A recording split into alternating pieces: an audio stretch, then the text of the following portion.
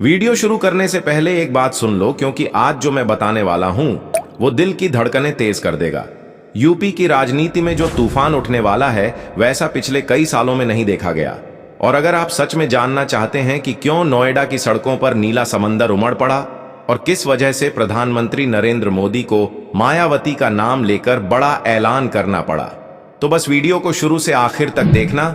Channel को अभी subscribe करो और घंटी भी दबा दो ताकि हर अपडेट सबसे पहले आप तक पहुंचे। अब शुरू होती है कहानी। आज नोएडा की हवा कुछ अलग थी। लोग एक दूसरे से फुसफुसा रहे थे कि बसपा कोई बड़ा निर्णय लेने वाली है। दोपहर होते होते सेक्टर 52 नहीं 62, 63, 18 तक नीले झंडों की लहर चल पड़ी। ढोल नगाड़े गूंजने लगे और फिर मंच से अचानक घोषणा हुई कि बहन जी के आदेश पर नोएडा से विशाल जन आंदोलन की शुरुआत हो रही है। यह सुनते ही भीड़ बिजली की तरह उछल गई। जय भीम के नारे आसमान फाड़ने लगे। लोग बोलने लगे कि ऐसा जोश उन्होंने कई साल से नहीं देखा था। कैमरों के सामने समर्थक बोल रहे थे कि ये आंदोलन नहीं बल्कि परिवर्तन की शुरुआत है। तभी समाचार चैनलों पर लाल पट्टी चमकी और खबर उड़ी कि प्रधानमंत्री नरेंद्र मोदी ने मायावती को लेकर बड़ा बयान दिया है कि उनके राजनीतिक निर्णयों का सम्मान है, पर यूपी में कानून व्यवस्था सर्वोपरि है। ये सुनते ही राजनीतिक हलकों में तूफान उठ गया। लोग सवाल करने लगे कि अचानक मोदी ने मायावती का नाम क्यों लिया? क्या बसपा का आंदोलन सच में इतना बड़ा हो गया? नोएडा की भीड़ में युवाओं ने कहा कि मोदी जी भी समझ गए कि बहन जी फिर से मैदान में आ रही हैं। मंच पर बसपा नेताओं ने गरजते हुए कहा कि बहन जी ने आदेश दिया है कि अब आवाज दबानी नहीं उठानी है और नोएडा से उठी ये लपट अब पूरे यूपी में फैलेगी। शाम होते होते मोबाइल की रोशनियां आसमान तक चमकने लगीं। ड्रोन ऊपर से हजारों लोगों की नीली लहर दिखा रहे थे और फिर स्पीकर से बहन जी की रिकॉर्डेड आवाज चली, जिसमें उन्होंने कहा कि यूपी की जनता का सम्मान सबसे ऊपर है और उनके अधिकारों की लड़ाई हमेशा जारी रहेगी। यह सुनकर भीड़ पिघले लोहे की तरह तप उठी। लोग एक दूसरे से कहने लगे कि अब कुछ बड़ा होना तय है। राष्ट्रीय समाचार चैनलों पर रात भर एक ही पंक्ति गूंजती रही कि मायावती बनाम मोदी, 2027 की सबसे बड़ी राजनीतिक जंग शुरू। और आज जो नोएडा में दिखा वो साफ बता रहा था कि बसपा अब चुप रहने वाली पार्टी नहीं, बल्कि एक बार फिर विस्फोटक अंदाज में वापसी करने जा रही है। और मोदी का बयान इस आंदोलन को और ज्यादा भड़काने वाला मोड़ बन गया है। मायावती द्वारा नोएडा में आंदोलन की घोषणा होना था कि पूरे प्रदेश का माहौल अचानक बदल गया, जैसे किसी ने खामोश तालाब में भारी पत्थर फेंक दिया हो और लहरें चारों ओर फैलने लगी हों। घोषणा के तुरंत बाद न कोई ढोल बजा, न कोई भीड़ उठी, पर लोगों के दिलों की धड़कनें तेज हो गईं, क्योंकि बहन जी ने कई साल बाद इस अंदाज में आंदोलन की बात कही थी। और यह एक साधारण बयान नहीं था, बल्कि एक राजनीतिक संकेत था जिसकी गूंज लखनऊ, दिल्ली और पूरे प्रदेश में एक साथ सुनाई देने लगी। घोषणा होते ही नोएडा से लेकर मेरठ, आगरा, गोरखपुर, कानपुर और लखनऊ तक बसपा कार्यकर्ताओं के बीच फुसफुसाहट शुरू हो गई कि बहन जी इस बार कुछ बड़ा करने वाली हैं। जिलों में बैठे नेताओं ने तुरंत अपने अपने समूहों में संदेश भेजना शुरू कर दिया कि बहन जी की घोषणा को गंभीरता से लिया जाए, क्योंकि वे बिना सोचे समझे कभी कोई बड़ा कदम नहीं उठाती। यही कारण था कि घोषणा के कुछ ही घंटों में राजनीतिक गलियारों में बेचैनी फैल गई। भाजपा कार्यालय में अचानक अतिरिक्त बैठकें होने लगीं। समाजवादी पार्टी के दफ्तर में लोग माथापच्ची करने लगे कि मायावती क्यों सक्रिय हो रही हैं। कांग्रेस के नेता तक इस खबर को पकड़कर अपनी रणनीति पर बात करने लगे। यह सब देखकर ऐसा महसूस हो रहा था कि बहन जी ने सिर्फ घोषणा नहीं की, बल्कि मौजूदा राजनीतिक समीकरणों को झकझोर दिया है। समाचार चैनलों पर बहसें शुरू हो गईं। एंकर बोलने लगे कि इतने लंबे समय बाद मायावती ने जब आंदोलन शब्द का प्रयोग किया है तो इसके पीछे जरूर कोई गहरी रणनीति होगी। कुछ विशेषज्ञों ने कहा कि यह घोषणा दलित, पिछड़े और वंचित वर्गों को संकेत है कि बसपा फिर से पुरानी लड़ाई लड़ने को तैयार है। इसी दौरान प्रधानमंत्री तक भी यह खबर पहुंची और सूत्रों के अनुसार दिल्ली में भी इसे लेकर चर्चा हुई कि मायावती की घोषणा को हल्के में नहीं लेना चाहिए, क्योंकि बहन जी का सबसे बड़ा गुण यही है कि वे कभी बिना तैयारी के मैदान में नहीं उतरती। दूसरी तरफ बसपा के समर्थक भले ही सड़कों पर न आए हों, लेकिन उनके हाव भाव से लग रहा था कि उनके भीतर एक दबा हुआ उत्साह जाग गया है। लोग चौराहों और चाय की दुकानों पर चर्चा करते दिखाई दिए कि क्या बहन जी फिर से वही पुराना दम दिखाने वाली है।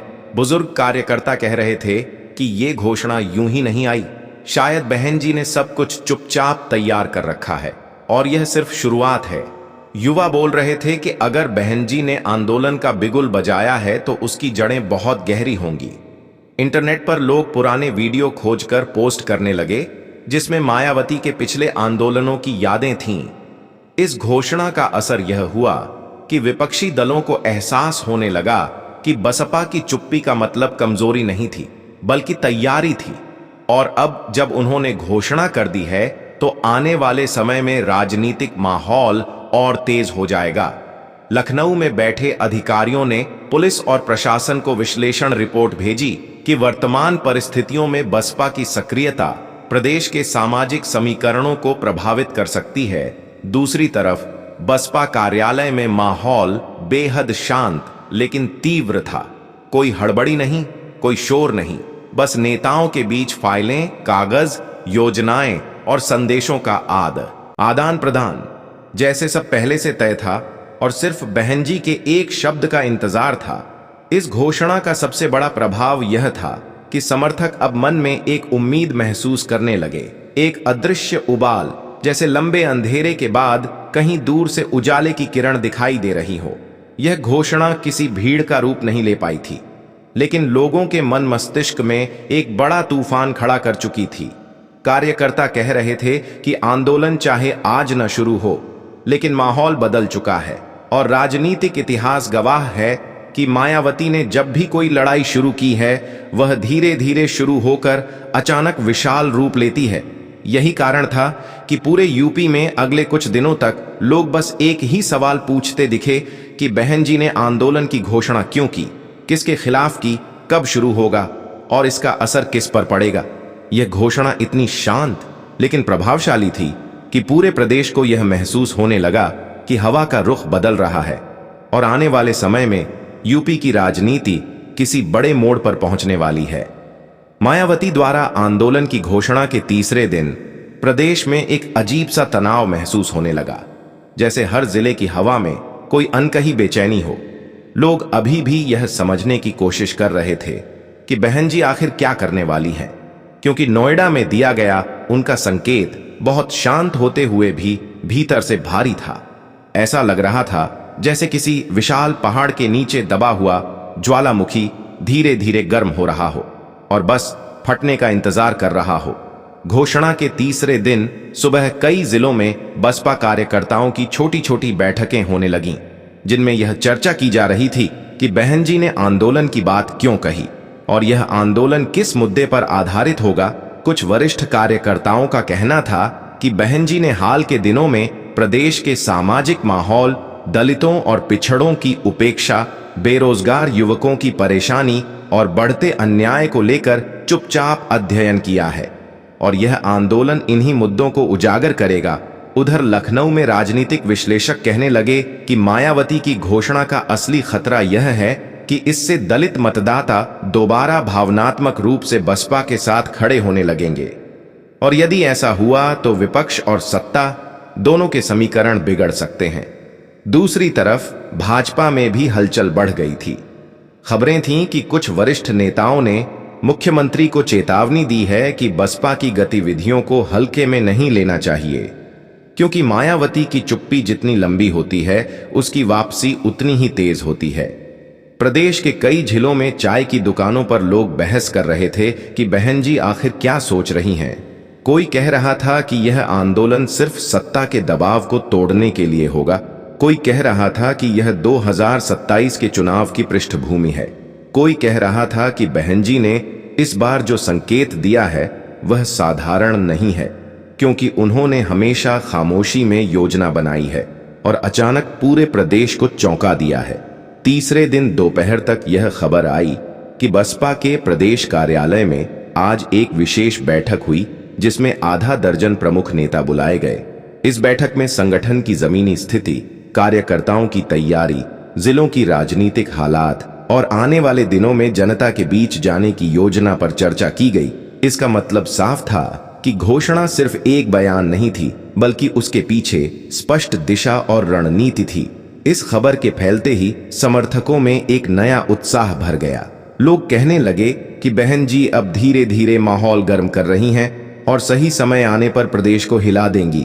इस बीच कई समाचार चैनलों ने यह रिपोर्ट चलाई कि मायावती जल्दी ही एक और बड़ा बयान दे सकती हैं, जिसमें आंदोलन की दिशा और उसका उद्देश्य साफ किया जाएगा।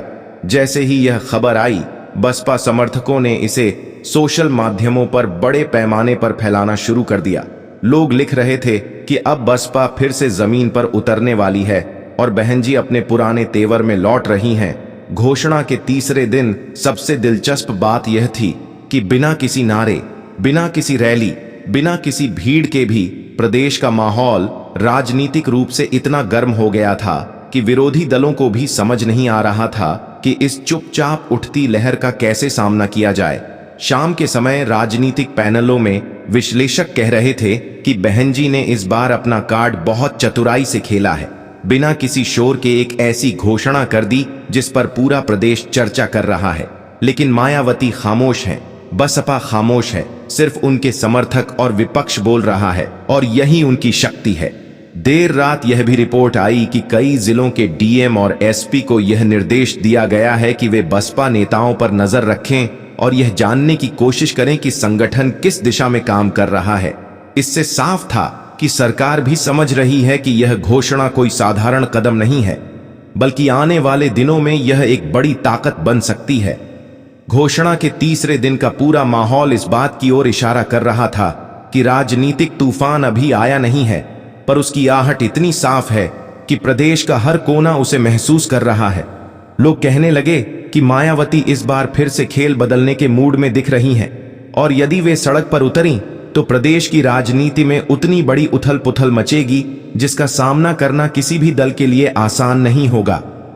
हर तरफ एक ही सवाल गूंज रहा था कि बहन जी के आंदोलन की शुरुआत कब होगी और जब होगी तो उसका पहला कदम किस दिशा में पड़ेगा, क्योंकि घोषणा ने जो असर पैदा किया है वह किसी खुले आंदोलन से कम नहीं है। और यही मायावती की सबसे बड़ी ताकत है कि वे सिर्फ एक वाक्य बोलकर पूरे राज्य की राजनीति को हिला देती हैं। मायावती द्वारा आंदोलन की घोषणा के चौथे दिन पूरा उत्तर प्रदेश जैसे अनदेखी तैयारियों के बीच झूल रहा था। न कोई रैली थी, न कोई भीड़ सड़कों पर उतरी थी, लेकिन हर जिले में